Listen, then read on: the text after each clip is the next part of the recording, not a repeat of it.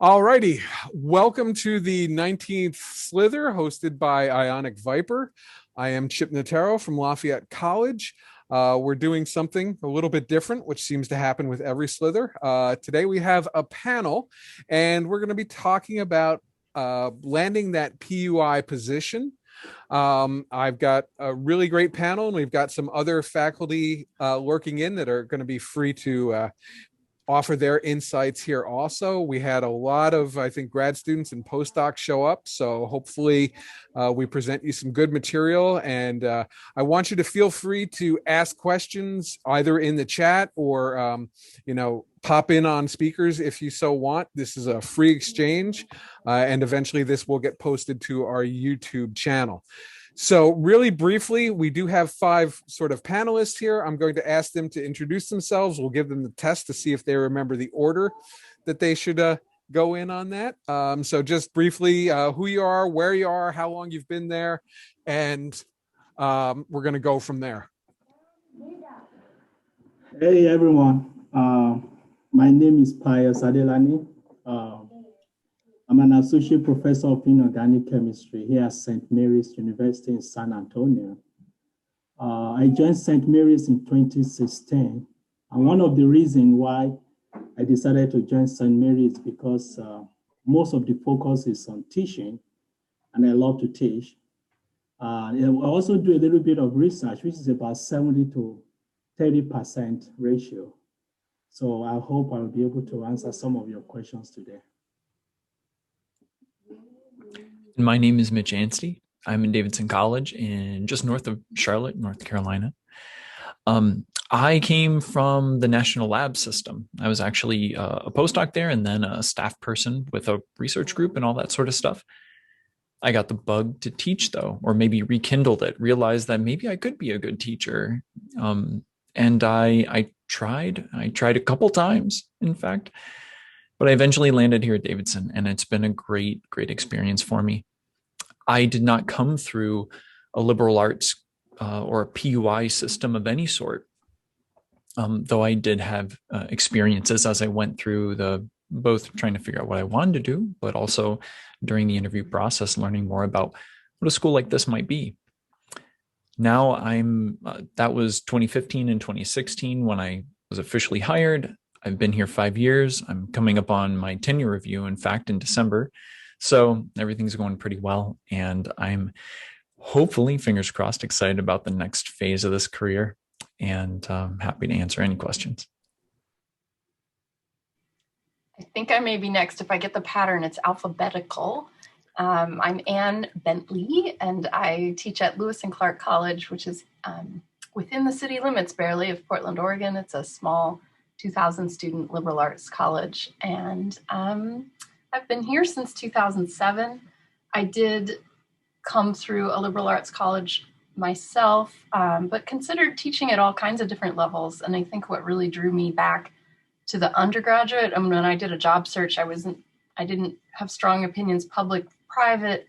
I was mostly focused on wanting to interact with undergraduates because I feel I like being part of a community that's focused on that developmental stage and helping people who aren't all going to go straight to grad school in chemistry only. So I like the diversity of directions that our students take and the diversity of students that I get to know in my day-to-day career. I'm Kate Buettner. I'm at Gettysburg College, which is in Gettysburg, Pennsylvania. And I've been here since 2016, so I'm in the same time frame as Mitch. And I went to Lafayette College and knew pretty much the day that I walked into Chip's office, having never spoken to him before, I think, and sat down with him and said, I want to double major in chemistry and math. And he spent an hour going through every possible way. And then I said, no, I'm not going to do this. And he didn't kick me out. And he proceeded to help me figure out lots of life crises over my next 4 years, that this was the job I wanted, because it's those kinds of interactions and knowing, like, caring about students in those ways that made it what I really wanted to do. Did I cover everything? Hi, I'm Brett McCollum. I'm a 3M National Teaching Fellow at Mount Royal University in Calgary, Alberta, Canada, where I'm a professor of chemistry and I'm the University Teaching Chair for Educational Leadership. So Mount Royal is a small or medium-sized liberal arts institution. We have 15,000 undergraduate students, and our classes are typically around 30 to 60 students. I've been at Mount Royal for 13 years.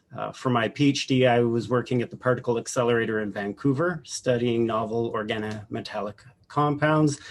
But I knew that teaching was what I wanted to do. So I was looking for a position that allowed me to develop as both a researcher and an excellent educator. And so that's why I sought out an undergraduate focused institution. Being that in my department, I find I end up supporting a lot of the teaching by filling in where we need. So I've taught general organic, inorganic, physical, and nuclear chemistry. And I appreciate that my institution has a focus on scholarship of teaching and learning. And so we have a program at the university that supports faculty going from your disciplinary knowledge and learning how to conduct research in chemistry education, as an example. Great. Thank you all. So as I said, we've got a really great panel. I'm going to go with a couple of canned questions that we've got, and then we'll totally open the floor to everyone else. But again, please feel free to stop our panel as we go along. So let's kind of start with the idea of your application package. Generally, that is going to include some form of cover letter, your CV, a statement about your teaching philosophy and interests, some kind of short statement of your research ideas, more and more some kind of statement related to issues of diversity, equity, and inclusion, and of course letters that you have no control over besides having people write them. So to my panelists who all have extensive experience in searches, both on the having searched and being on the good side of the table, what in those documents do you rank as being important? What are the most important documents in that package? What gets you interested in a candidate? When I get someone's package, the very first thing I go for is their cover letter. We'll talk on, we will certainly touch on all the other aspects, but the cover letter for me allows the applicant to sell themselves, or maybe in a different way, make sense of whatever it is, whatever crazy journey their life has taken them on. It puts that into perspective for me. For example, me coming from a national lab, not postdoc, but 5 years into my staff person job. Why does Mitch want to go to do this? But the sincerity with which I told my story, the different aspects about how my research, what I might have done to learn more about teaching, all of that can come together. I think the cover letter is the best place to start as an interviewer, and it's, I think, the best use of your time as an applicant, potentially.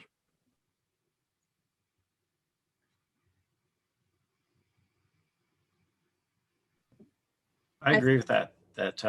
After the cover letter, I think the next thing I'm interested in is your teaching philosophy and your evidence of teaching excellence. And so different institutions will frame that in different ways. They might identify more exactly what they're looking for. Typically, I want to see that in your philosophy, you're able to link that to the literature, whether that's chemistry, education research, scholarship of teaching and learning, educational theory, really what theories or published findings are guiding your practice.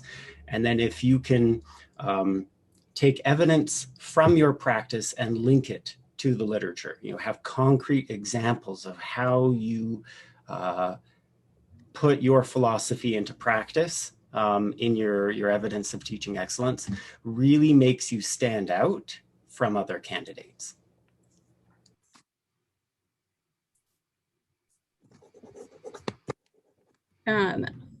I look a lot at the research statement and making sure that it's really pitched to be something that makes sense for doing at the undergraduate level.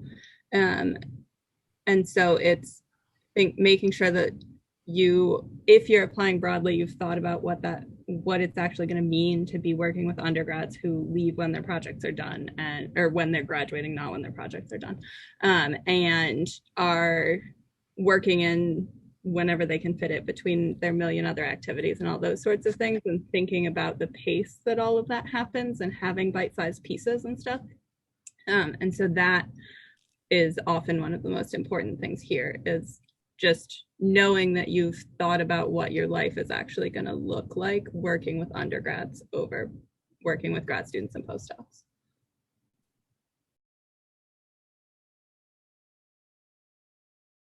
And over all of it, seeing that you've done a little bit of work to understand who you're applying to.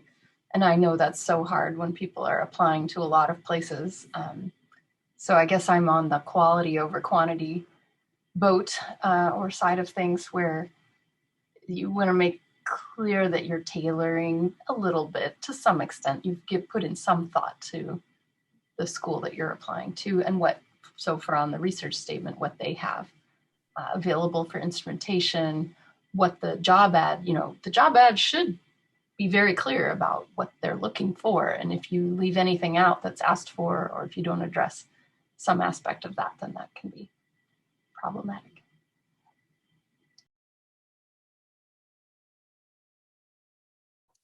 And let me just kind of weigh in a couple things there, like some mistakes. I following up on what Anne said. Tailoring to the school, I think is wonderful. Part of that is make sure you send the cover letter to the school that you're sending it to, and don't accidentally call Lewis and Clark, some other L college in Pennsylvania or something along those lines. So be real careful there. And over the years, one thing I've kind of seen along those lines is people will often ask in teaching descriptions, like, oh, what's some other class you'd like to teach? I've seen that a number of times. And when you're pulling out a topic that's like an advanced grad school kind of topic as a class you'd like to teach, that does tend to turn off, or I've certainly seen it at my institution, turn people off to, I don't know that they really know what they're getting into when you're talking about a class in something, that's so specific. It wouldn't be appealing to the average major here. All right. If I can jump absolutely, in, please. So in terms of that question of like, what other classes would you like to teach? What is the viewpoint on people like saying maybe non-major classes or like interdisciplinary classes? Like, is that viewed favorably in general, or like are the classes preferred to be within like STEM discipline? So I can speak to our institution, and I'll certainly let the panelists weigh in on this too. Our ads almost always include, we would hope you would contribute to the common course of study. So a non-major class.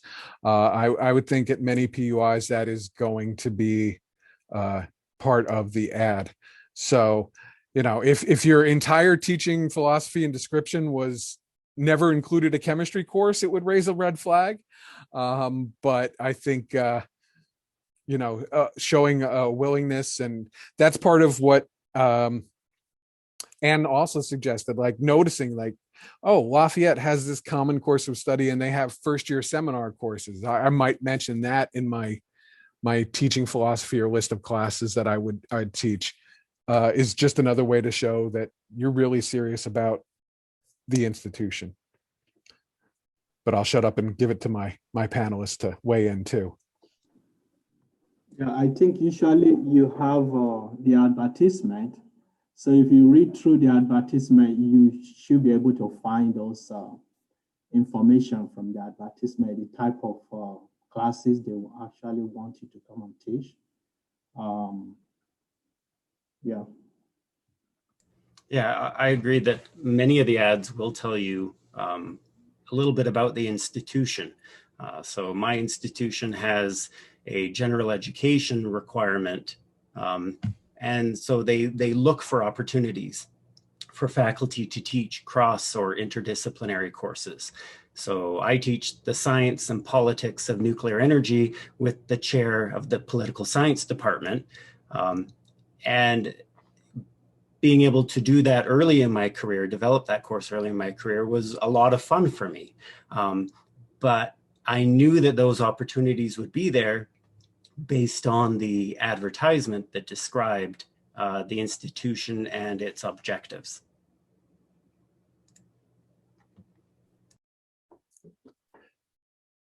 Let me just say one last thing there, Shirley, and then I'll gladly take your question. I will just mention here, this could be part of the interview process. That's something, if it's mentioned in an application, you'd certainly want to talk about on an interview. We generally protect our pre-tenure people from teaching these classes for fears of how student evaluations will go. I know I've taught a first-year seminar on something I love, baseball. And I went into it thinking, this is going to be great.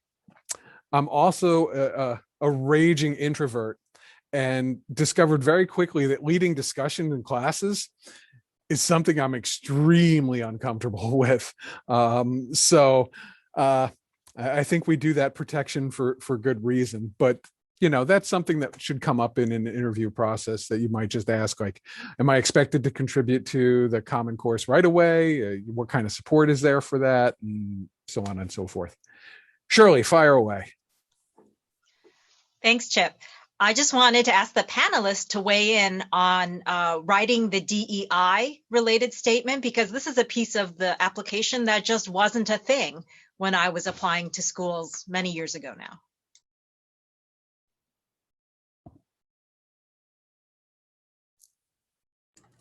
I think if you can tell a personal story, that's an important part of it. Being able to identify what you do in your practice that allows you to create, or how you actively aim to create a inclusive environment where you support a diverse set of learners, and how you work with a diverse set of colleagues. I think the diversity statement is such an interesting thing. Surely, I feel like I was the first couple of years worth of applications that was included. That since I wrote mine, and now 5-6 years later, both what it entails, the things that we expect to see from folks has changed drastically. It's hard to, I am always interested to hear what they want to say in that document, but it's hard to see, it's hard to make too much of a judgment because of the experience with which folks are able to talk about DEI. There are plenty of phrases that people can use to signal that they have been a part of classes or been a part of formal training in that. And then there are folks that give personal experiences about I am a white person and I talk to people that I talk to Black people, or I had an undergraduate who was not white. I've seen quite a range with folks able to talk about these aspects. So I try not to put too much weight on it, but I'm always willing to hear, to elevate somebody based on it. Maybe that's a good way to say it.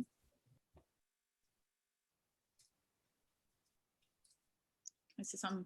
Yeah, go, Joanne. So I just want to say that there is something about the DEI statement that is, I feel kind of strongly about, and also with the teaching philosophy as well. And I don't see this often. And that is that with the teaching philosophy, if a person just writes, I do this, I do that, I believe this, I believe that kind of thing, without a nod to the fact that there is a body of literature, a body of knowledge about teaching. I don't expect them to be expert in that body of knowledge, but I want it alluded to at least. And I feel the same way about the DEI statement. If it's just like, I did this, I did that, I did the other thing, that's great. A personal story is an awesome thing. But I absolutely, without a nod to the body of knowledge about anti-racism, I'm concerned, kind of thing. And so that's just something that I see as a real weakness in these statements. And again, not that you're expected to be expert, but one citation would be a step in the right direction. And then Patrick had asked about the length of them, and I would, I don't know, personally, a page is nice. I don't know what other people think.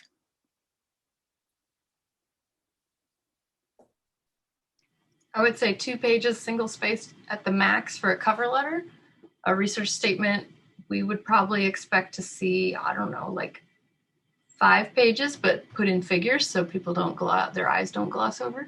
How many projects to talk about in a research statement? 2, 3. Again, like Kate said, breaking it down into summer-long bites and realisticness. Teaching statement, again, 2 pages, single space max, I would say. And then in our case, DEI is worked into the cover letter, and that's when I said we need to see what's in the job ad, that's what I was thinking of. Like, you shouldn't skip it.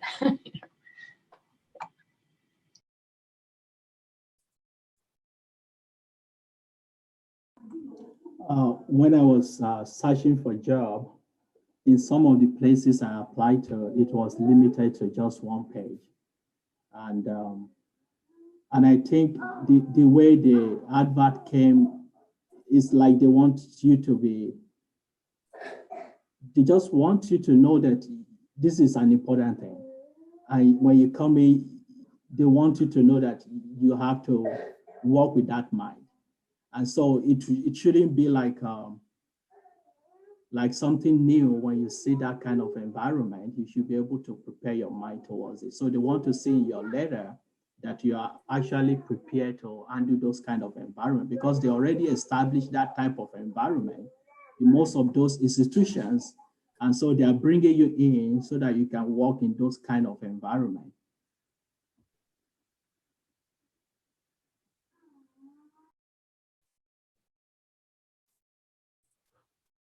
All right. Not seeing anyone waving at me or any hands. So I actually had. Yeah, go Nick. Sure. Regarding what Shirley put in the chat about including a preliminary budget. When thinking about that, I guess do the advertisements usually give a sense of what resources are included in startup funds versus like ones that you'll have to say allocate money for? Okay, so it's usually just kind of like you just have to go with whatever you think and and hope for the best in terms of planning and whatnot. Go ahead, Adam. I think the best advice I can give someone who's ask for what you need to do the work that you need to do. And you're not going to get it, but we need to know what you need, right? And so we can then work on, all right, we can scrape this together and we have this pot of money and we can find something here. Or, oh, we have one of these in a drawer and give it to you. It's not new, but it's serviceable until you can get a grant. But if you don't ask for what you need to do your work, and then you show up and you need this to do your work and you can't do your work, then you just torpedoed your first 2 years of your career. They're going to be small dollar amounts. I mean, it's gone up quite a bit since I started, but you're not looking at a multi-million-dollar R1 startup package. You're looking at, let's say, well under 100K. I mean, but you need to know, we need to know, looking at the package, what is required of you to do this work, or if it's totally out of bounds, that doesn't torpedo your application, I would say, but it frames the conversation you're going to have when you're on campus, right? So you ask for $150,000 worth of stuff. What do you really, that's a conversation. And then at my institution, all salary, all startup, all of that is at the dean level. I have no idea what we offer for salary or startup. It's completely opaque to me.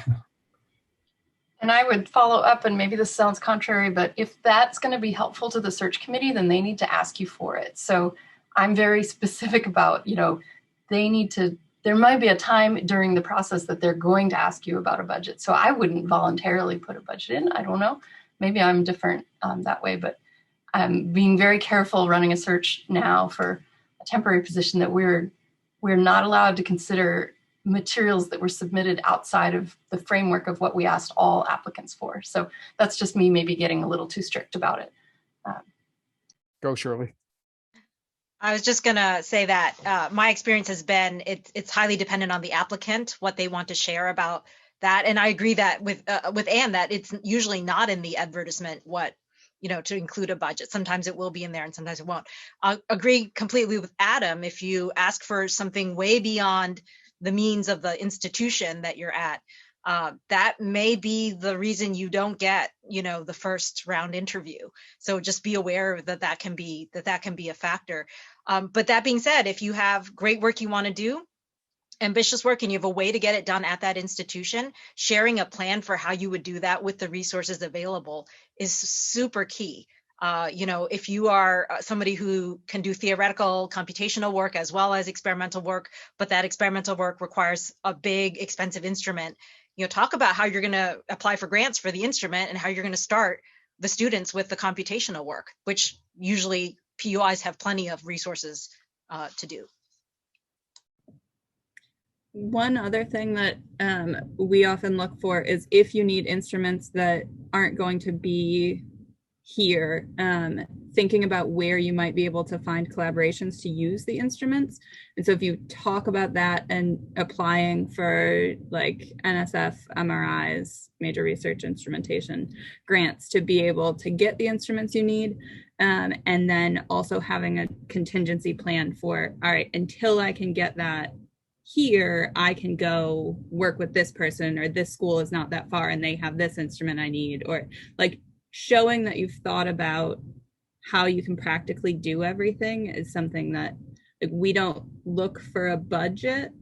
And like we talk about budget often in like a phone screen.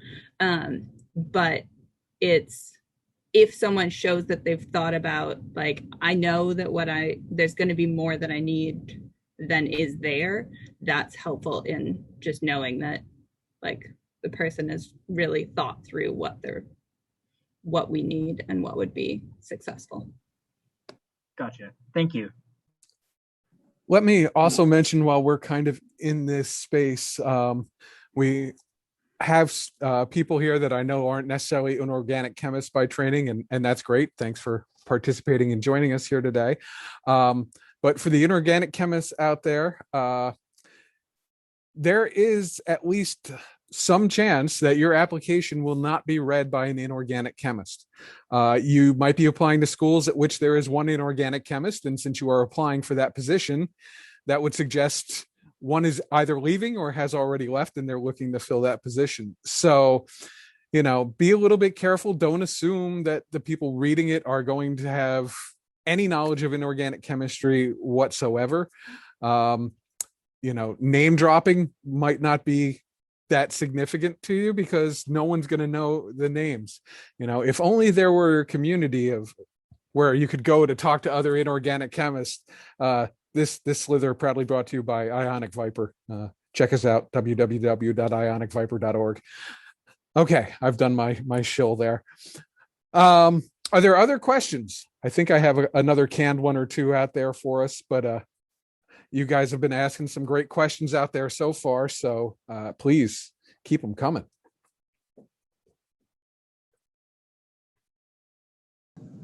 May I ask a kind of related question? Absolutely. Thank you.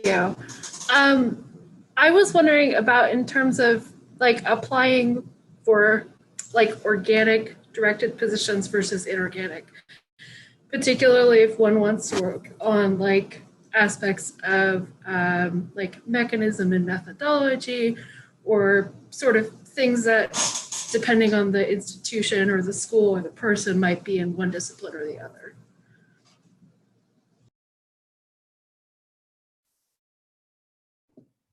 So when we look at applications, we often are just thinking about what classes you'll teach. And so it's, are you actually going to be comfortable teaching the classes that we need you to teach, more than what your research is? Like the research, we want to sort of complement what we already have and not be too similar to what happens here. But if you're comfortable teaching, like we're hiring an organic position, our organic chemist, I think, is an inorganic chemist. He calls himself an organic chemist, but like, not really. He's organometallics. And so to me, he only teaches, like I teach the inorganic course, he teaches organic, but his research is all using iron catalysts. And so for me, I always tell the students, we only have inorganic chemists here. So it doesn't actually matter your research so much as it matters that you can teach the classes that are what we need filled, is what I would say.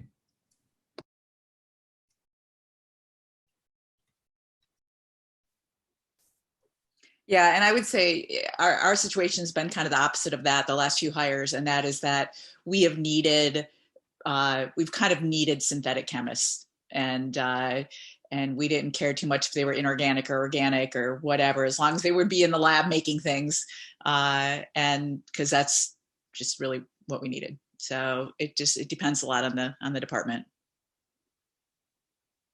I think that's also a chance for you to, I forget who said it, was it Mitch, the cover letter. You know, you can say, all right, I noticed that you're doing an organic search, and I definitely think of myself as an organic chemist, although my research may be in this field. I think that's a chance for you to explain, because I do think, not counting Hope College doesn't count. I think our searches are always aimed at what course can you teach.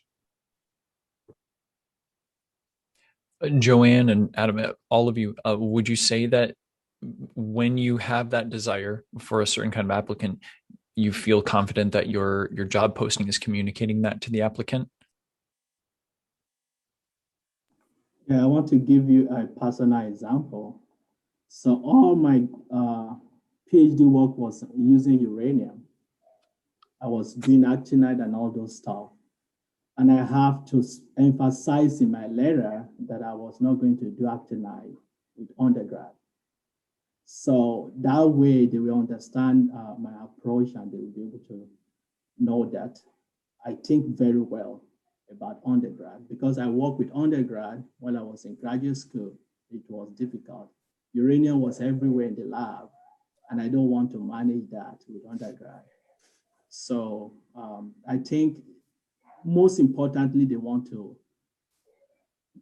to make sure that you understand where you're coming, the kind of environment you're going to find yourself, and you should be able to do something in that environment that you'll be happy about.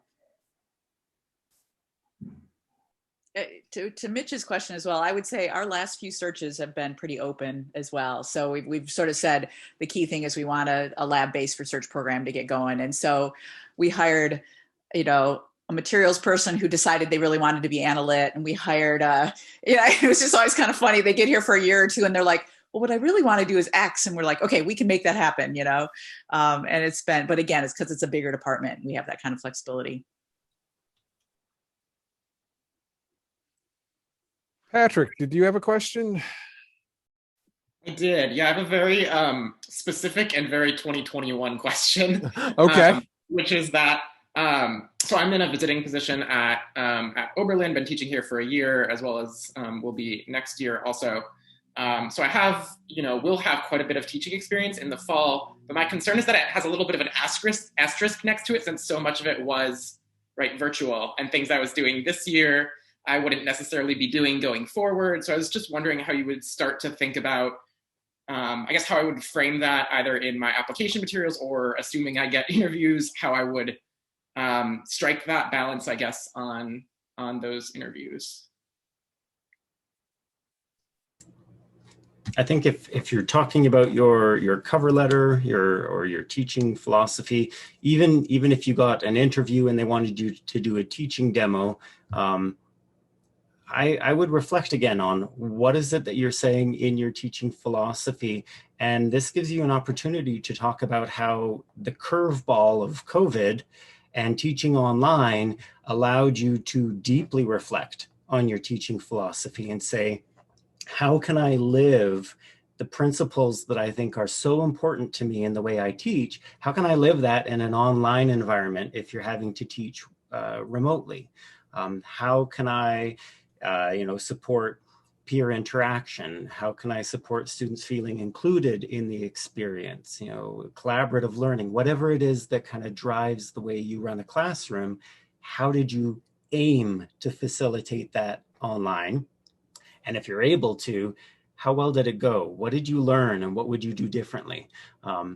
Because it at least shows that you're reflective in your practice. And that's really important that we know when you get into the classroom, things might go really, really bad the first semester, but over the process of tenure, are you going to be reflective and improve?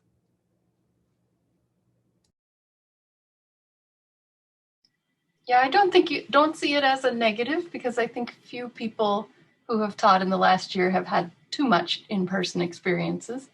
And, I think it'll give you, this teaching experience will be a great part of your application, because you're very familiar with the formats, all those terminologies that we've all, the synchronous, the asynchronous, the hybrid, the blah, blah, blah.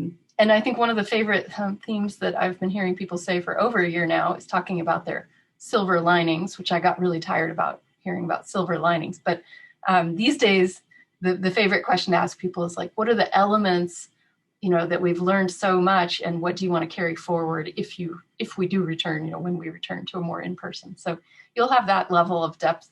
I think it'll just give your application even more depth. All right, cool, thanks.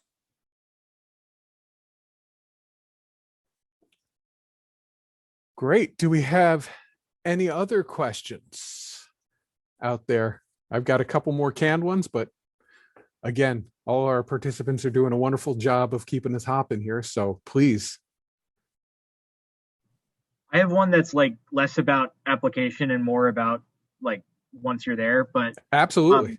I guess at your institutions, how heavily do evaluations weigh on like either tenure decisions or whatnot? And I guess how do you control for, students being especially bad to anybody who's not a cis white straight man? Like, because there's all the educational research out there that like that faculty of color and like people of all different minoritized axes get like much more biased reviews than say like a cis white straight man might.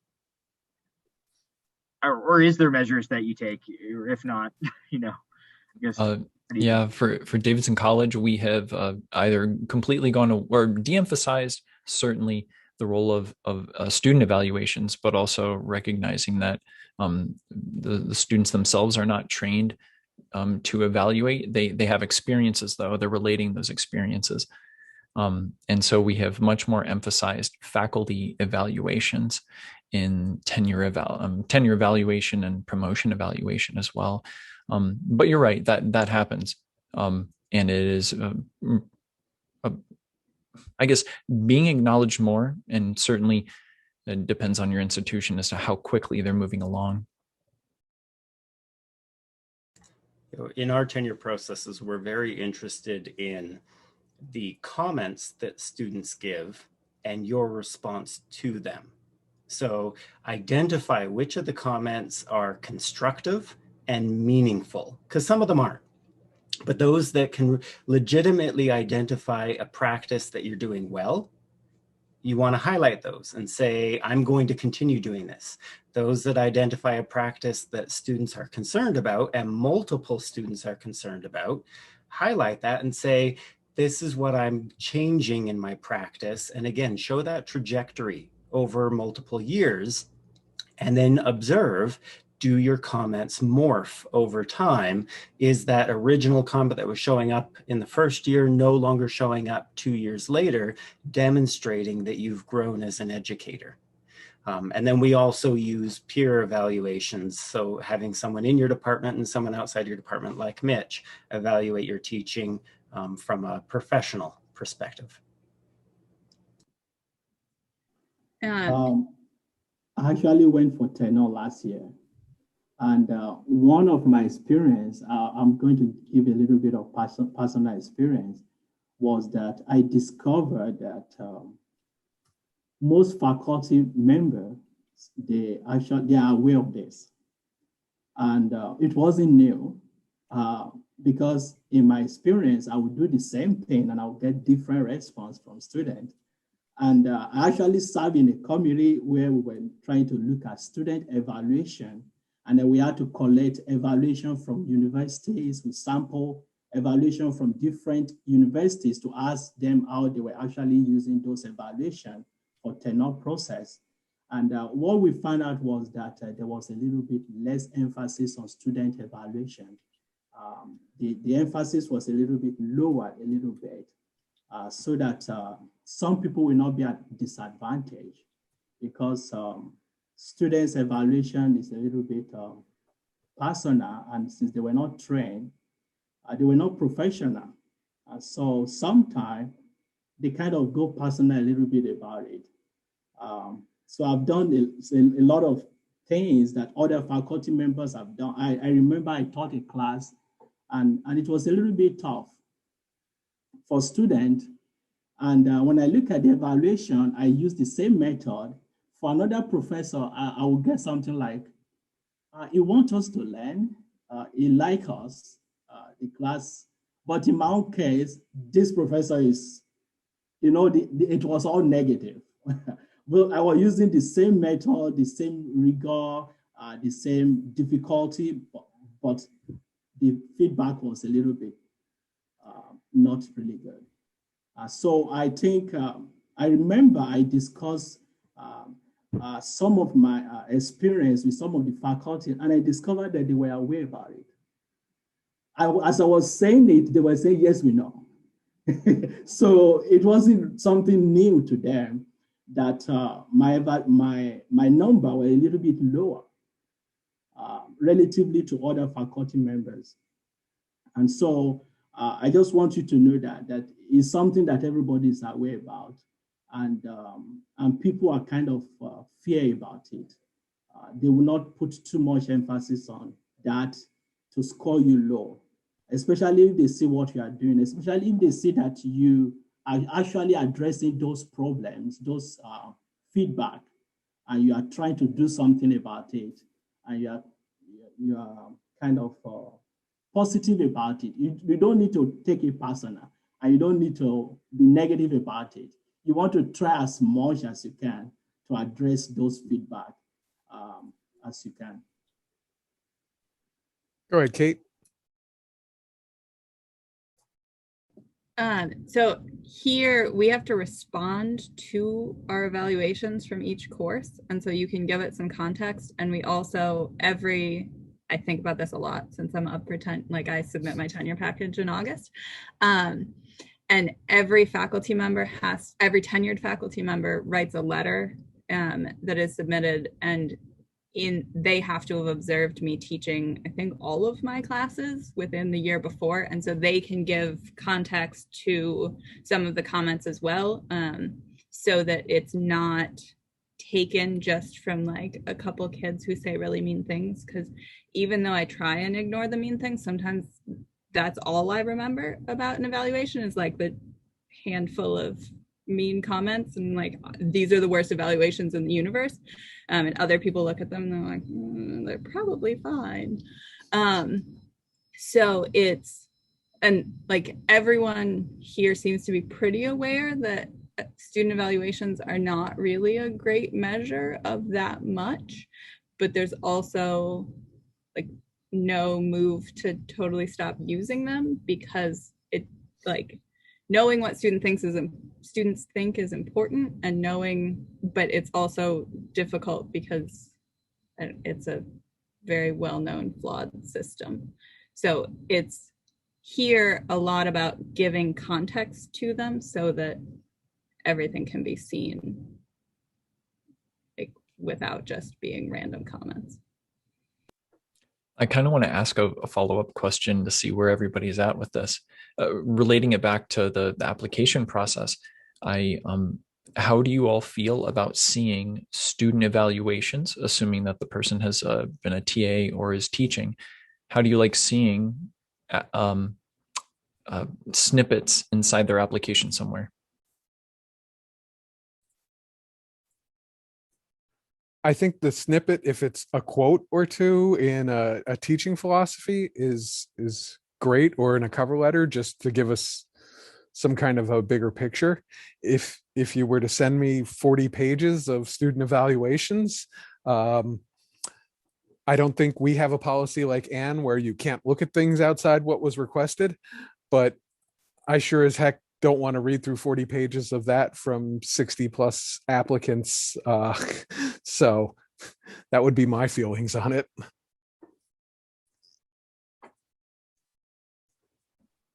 I'll answer my own question. I feel like because you can cherry pick. I can't trust that the 1, 2, or even 10 or 20 quotes you've given me are an accurate representation of your classroom experience. I would say I have seen upwards of 10 comments included back to back in an application.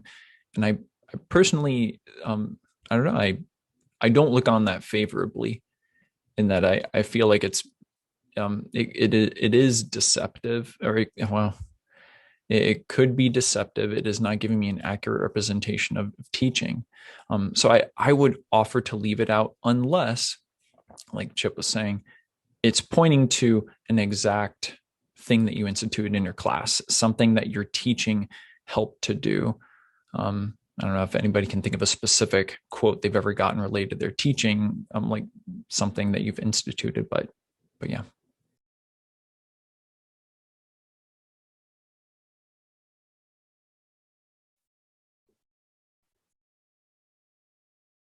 Okay, we did have a good question in the chat that I just wanted to record for YouTube's sake, about, expected teaching loads, and the general answer was something along the lines of, some advertisements will tell you what the teaching loads are, some won't.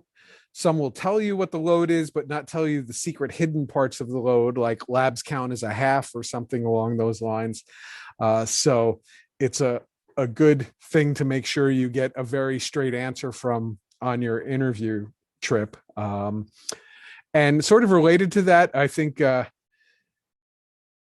conversation about evaluations is one you absolutely positively want to have. I don't know that I would have it with everybody you meet with, because then the word starts going around of, oh, this person's really worried about evaluations if you talk to 30 people about it. But it's a great dinner conversation when people are going to be lighting up and more likely to give you the truth of what they feel about evaluations. Get a glass of wine in them or something. That's my experience. People can certainly contradict me on that if they feel otherwise. I don't, astonishingly, Chip, I'm not about to contradict you. But Nick, you also asked about letters of recommendation in the application, I thought, and what their relative importance was. And I think that they are quite important, because these are people who have known you presumably in detail, or presumably it's your PhD advisor, your postdoc advisor, someone else, and they're people that have a lot, who know you well. And if you don't include, we have had applications in the past where they did not include their PhD advisor. And if you don't do that, you probably want to have a note in your letter that says, I'm not picking this person. And bad blood can happen. And I think that's totally fine. But if it's not addressed in the letter, I think that's a red flag. If it is addressed in the letter, I mean, sure, that's you're allowed to pick the people that you write your letters for you. But I think that they're definitely very important. I don't know how they rank relative to the other things, but they're one of the pillars of the application, I would say. I think Chip's latest comment there brought up a thought in my mind. I'd been thinking about a topic we could talk about is the interview process, which in 2020, 2021, from what I understand, most schools was fully online and virtual. I know Shirley ran a search this year at her institution. I think hoping in the future that campus visits can return, because you're asking people to commit to a move, to a new place. Like, I just personally, think that that's going to be essential, and I hope that that's allowed. But I'm just opening it up for discussions along, I don't have a lot to say on that, but Chip's thought about the dinner and everything made me realize, yeah, but if it's all on Zoom, it's hard to get that. So any tips that anyone has for the online, we've actually been using Zoom for years for the preliminary interviews. It's just that bigger interview that's now potentially also virtual. Hopefully not.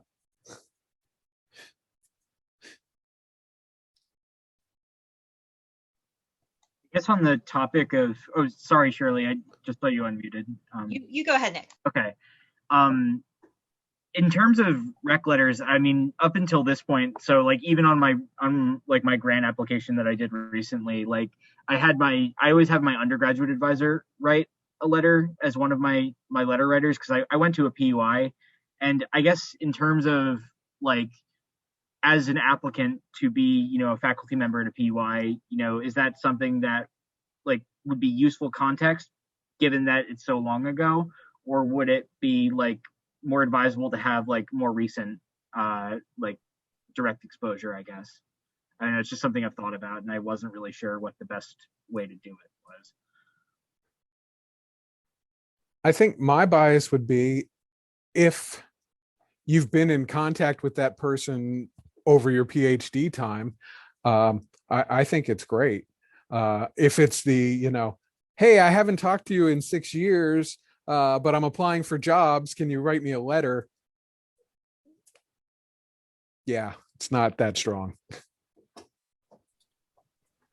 I personally find the letters of recommendation to be the least useful part of the applicant's package.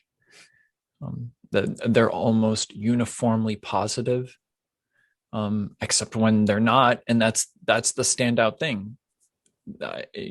I can't remember a time when somebody said, "Oh, all 3 or 4 of the rec letters were really positive." I'm like, yeah, all 60 of the applicants had the same exact thing. So don't sweat that too much.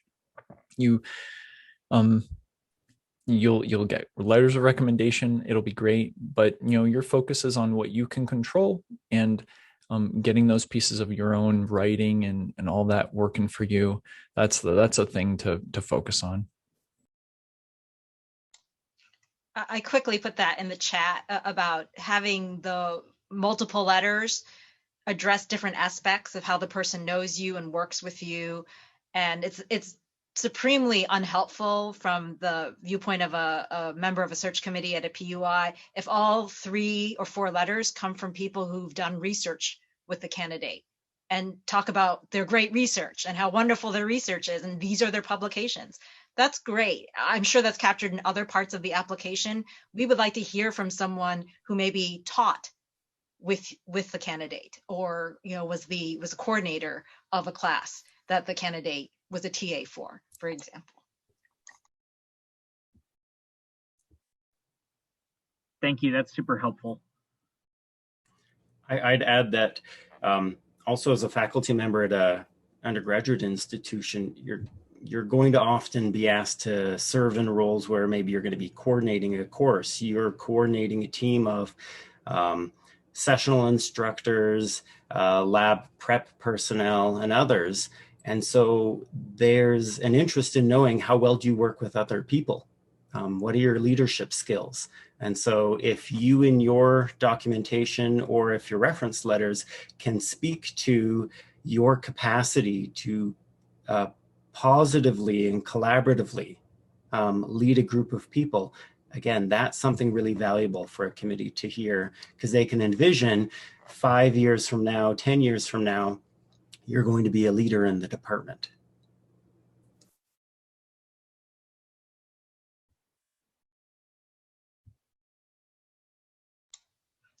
I was going to jump back to Anne's comment earlier about the online interview process where maybe it's what would be the on-campus visit becomes online because of COVID, for example.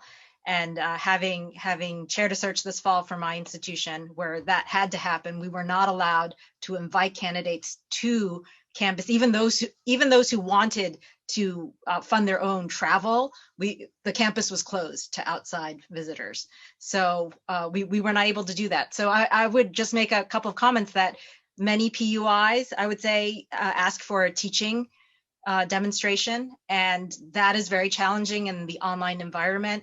So make sure that you think very carefully through how you want to do that, and ask lots of questions beforehand. I know we tried to help every candidate by giving them as much support as possible about what course it was, who the students were, what the material was. We hooked them up with the electronic textbook ahead of time, all those things. And then not everyone's equally good at Zoom or Google Meets, and just offering them the support.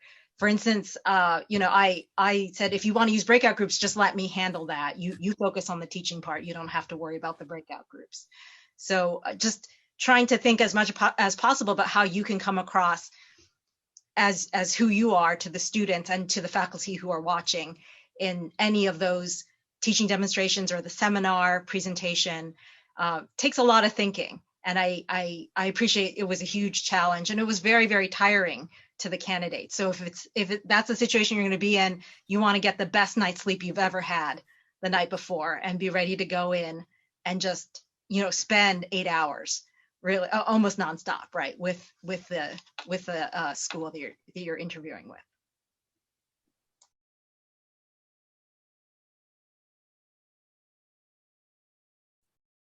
Well, I see we are approaching the traditional hour that these slithers run. Is there one last really pressing question out there? Miles has his hand raised. Yeah, I was just. There it is. Go ahead, Miles.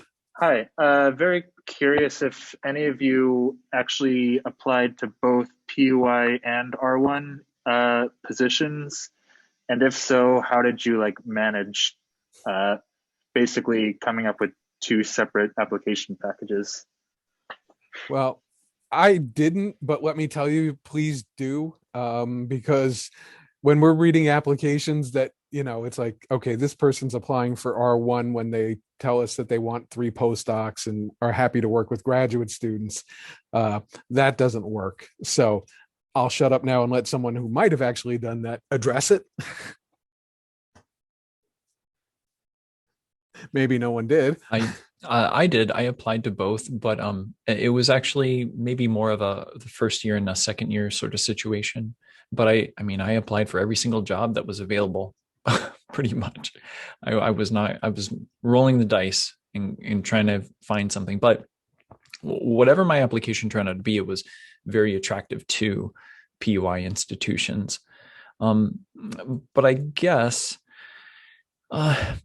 consider, and this is a thing I picked up the first time we kind of did this for the ACS, there are different kinds of PUI institutions. There are some that are very interested in research. I think Reed, University of Richmond, those are 2 undergraduate institutions that are very research heavy with a $250,000 startup or so.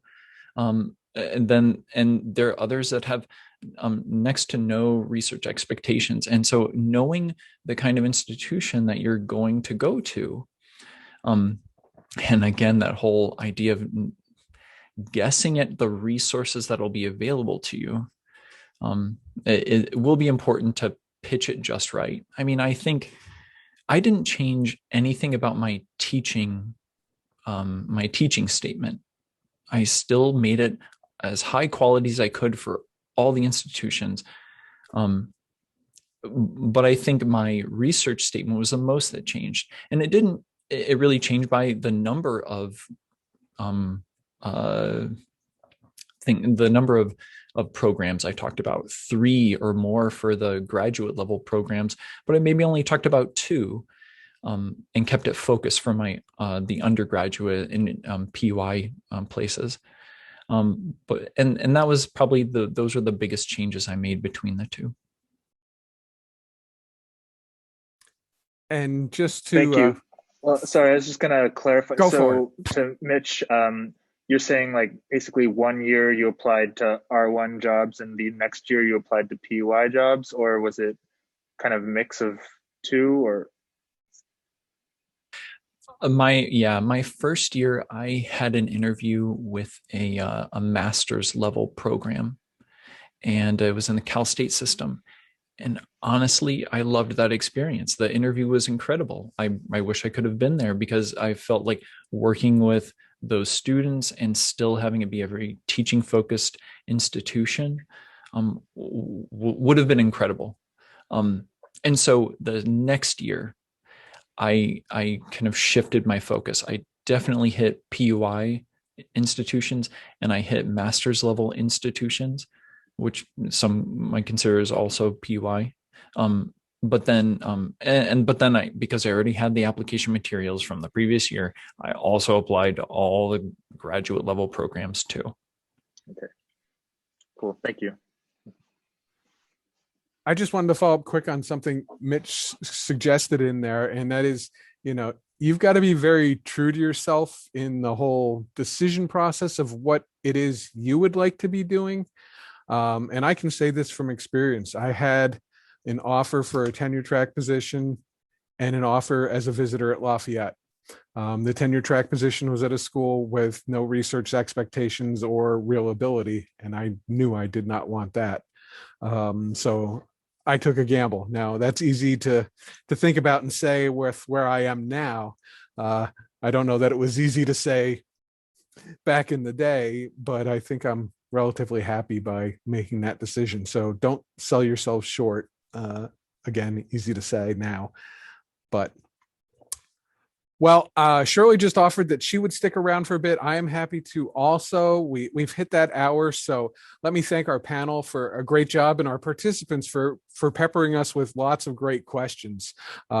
Really awesome SLiTHER. It was wonderful. I hope you'll participate in the next ones. We're going to be running these over the summer. We're meeting next week to come up with the schedule for that, so stay tuned to Viper. But I will officially end the recording now, but feel free to hang out for a little bit and we'll keep on chatting. Thank you, everyone.